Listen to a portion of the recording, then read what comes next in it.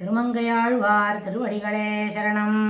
ஆவியே அமுதேனை நினைந்துருகி அவரவர் பனை முலை துணையா பாவியேன் உணராது எத்தனை பகலும் பொழுது போயொழிந்தென நாள்கள் தூவிசேர் அன்னம் துணையொடு புணரும் சூழ்புணல் குழந்தையே தொழுது என் நாவினால் உய்ய நான் கண்டுகொண்டேன் நாராயணா என்னும் நாமம். இந்த 2வது பாசுரத்தில் முதல் 10 திருமங்கையாழ்வார் ஒரு சிறப்பான கருத்தை நம்மளுக்கு சொல்கிறார். தான் எப்படியெல்லாம் இருந்தோம், தனக்கு என்னெல்லாம் இடையூறு வந்தது, என்னெல்லாம் இடைஞ்சல் நடந்தது, அதுலேருந்து எப்படி தான் வெளியில் வந்தேன் அப்படின்றதெல்லாம் ரொம்ப சிறப்பாக சொல்கிறாரு தான். ஆனால் அதை போல் நம்ம எல்லோரும் இருக்கோமானா அதை காட்டிலும் மோசமாக இருக்கும். முதல்ல இன்னொரு முக்கியமான விஷயம் நம்ம மனசில் வாங்கணும். ஆழ்வாரோட கூட நம்மளை கம்பேர் பண்ணக்கூடாது. நம்ம ஆழ்வாருக்கும் நம்மளுக்கும் மலைக்கும் மடுவுக்கும் இருக்கிற வித்தியாசம் இருக்குது. ஒரு ஏத்தக்கோலுக்கும் அருவாபுடிக்கும் இருக்கிற மாதிரி இருக்குது. ரொம்ப தூரத்தில் இருக்கும். அதனால் ஆழ்வார் தன்னை தாழ்த்தி சொல்லிக்கிறார். அதுக்கப்புறம் தான் எப்படி மேலே வந்தேன்னு சொல்கிறார். அந்த மாதிரி கருத்துக்களை மனசு வாங்கிண்டா போகிறோம். ஆனால் நம்மளோட கூட நமக்கும் அப்படி தான் இருக்குதுன்னு நினைக்க வேண்டாம். முதல்ல அடிப்படையில் எல்லாரும் என்ன இருக்கணும், சீலவானாக இருக்கிறதுக்கு முயற்சி பண்ணணும். ஆனால் அவங்களோட கர்மா என்னவோ அதுக்கு தகுந்த மாதிரி தான் புத்தி கொடுக்க முடியும். அதுக்கு தகுந்த மாதிரி தான் புத்தி இருக்கும். நல்லது எடுத்து சொன்னால் கூட அது எடுத்துக்க முடியாதபடி மனம் அதை ஏற்க துணியாது.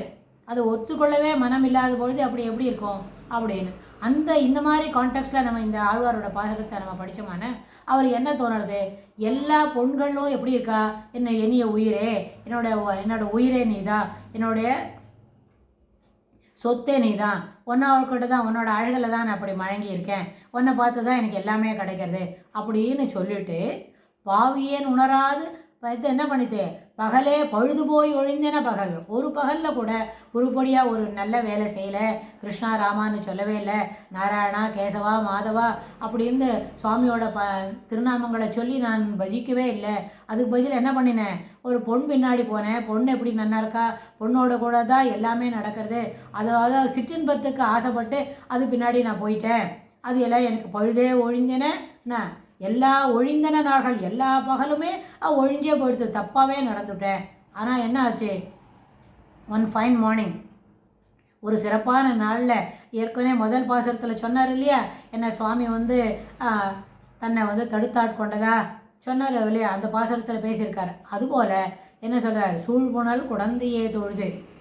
அங்கே சரி திருக்குழந்தையை பார்க்க உடனே எல்லாருக்குமே திருக்குழந்தை 6வது ஆழ்வானுண்ட ஒரு பெரிய ஈடுபாடு இருக்கும். அந்த சுவாமிகிட்ட போய் பார்த்தா தான் தெரியும் அது எவ்வளோ சிறப்பான ஒரு அந்த ஈர்க்கிற சக்தி சுவாமிகிட்ட எப்படி இருக்குது. சுவாமி எவ்வளோ சௌலபியமாக எல்லாரோடையும் தன்னுடைய சிறப்பை காட்டி என்ன பண்ணுறாரு, எல்லாரையும் ஆட்படுத்துகிறார், ஆள் கொள்கிறார் அப்படின்னு சொல்கிறார்.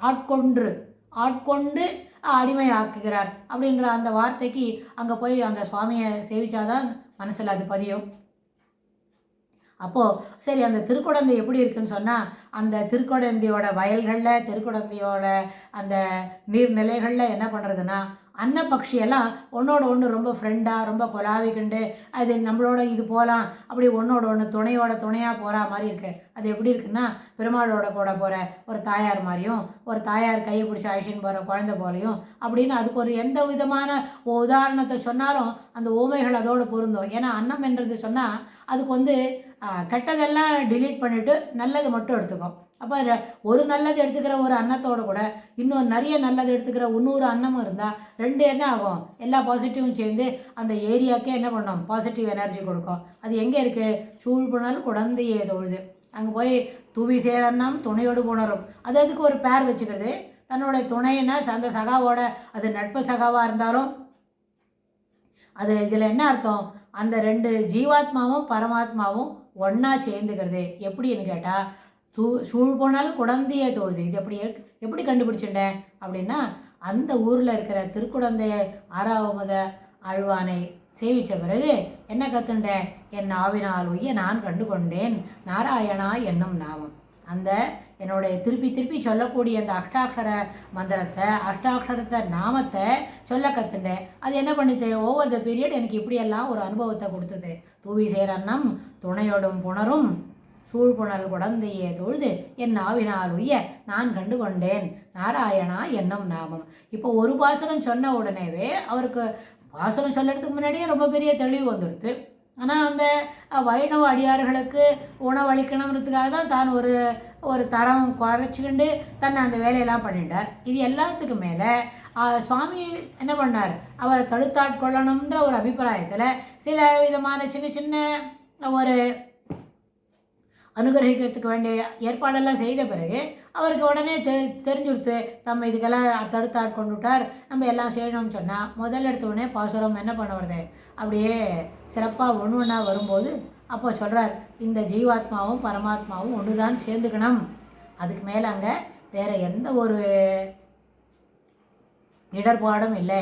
அதனால் சிற்றின்பத்துக்கெல்லாம் இடம் கொடுக்காம, அதாவது சிற்றின்பத்துக்கும் அப்பாற்பட்டது ரொம்ப பெருசு, எல்லாருக்கும் இனிமையாக எளிமையாக சுலபமாக கிடைக்கணும். அப்படி என்ன பண்ணணும், அப்போது நாம ஜபம் ரொம்ப சிறப்பு. அப்படின்றதுனால தான் என் நாவினாலுய நான் கண்டு கொண்டேன் நாராயணா என்னும் நாமம். இந்த கலியில் சிறப்பானது என்ன, ரொம்ப பெரிய யாக யஜ்ஞெல்லாம் பண்ணி என்ன ஒரு வேளை சாப்பிட்டு 3 நாள் பஷ்னி கடந்து அதுபோல் எந்த வேலையும் செய்யாமல் நாம ஜபம், நாமத்துக்கு என்ன சிறப்பான இடம் உண்டு நாம ஜபத்துக்கு என்று சொன்னால், நாமி பலத்தை காட்டிலும் நாம பலம் ரொம்ப சிறப்புன்றத இந்த 10 பாசுரத்தில் ரொம்ப அளவில் ஒரு பாசுரத்துலேயே ஒரு ஆங்கிளில் அதை என்ன சீர்தூக்கி சொல்கிறார் அப்படின்னு சொன்னால், அதனால் என் நாவினால் உய்ய நான் கொண்டு கொண்டேன் நாராயணா என்னும் நாமம் அப்படின்னு இந்த பாசுரத்தில் சிறப்பாக சொல்கிறார்.